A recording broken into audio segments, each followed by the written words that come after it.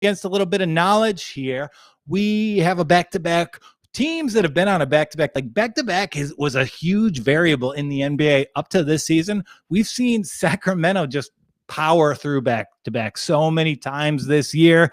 And we have Cleveland headed to Phoenix. Phoenix played yesterday. They had a great team win over the Boston Celtics.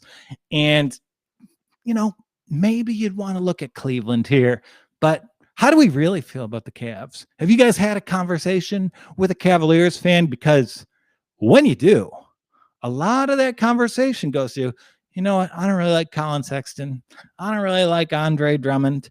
And those are the two biggest producers on the team. You can't dislike both of them. And in this matchup, here's why I like it. I know Andre Drummond pretty well.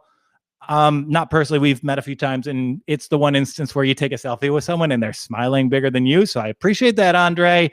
But I watched a lot of Andre, and when someone is bigger and more athletic than Mr. Drummond, he tends to struggle. Like we all remember a few years back when Embiid, who was still a full-fledged ice cream boy, now he's only a partial ice cream boy, but Embiid just owned Drummond to a level that no player in the NBA did.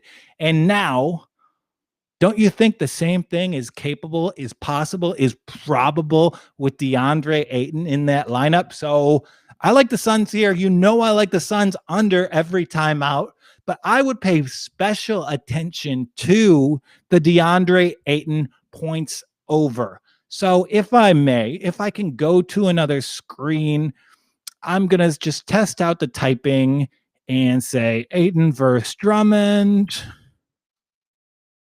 I have a new piece of equipment. I want to see how it works. So is it moving a lot? I'm in a different tab. You got to tell me if it's going a lot.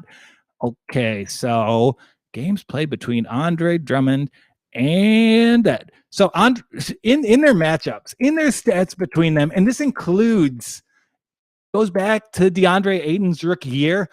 Ayton puts up 23 and 11 against Andre Drummond, and he's a better player now than he was with any of his matchups. So I see the over-under for DeAndre Ayton, 14.5. He's a better player now than he was. He averages nearly 24 points against this guy. Yeah, hammer that Ayton line.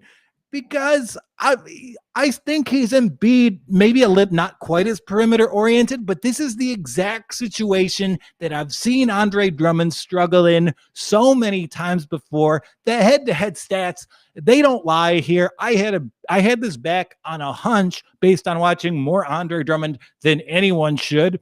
He dresses like he's actually from Detroit, which meant a lot to me since he was the Pistons franchise player, even though he was the Pistons franchise player. But I know he struggles here. The numbers back it up. So you could take the Suns -7. You could take the Suns under. But I think the best play in this one is going to be the DeAndre Ayton player prop points over. 14.5 against Andre Drummond.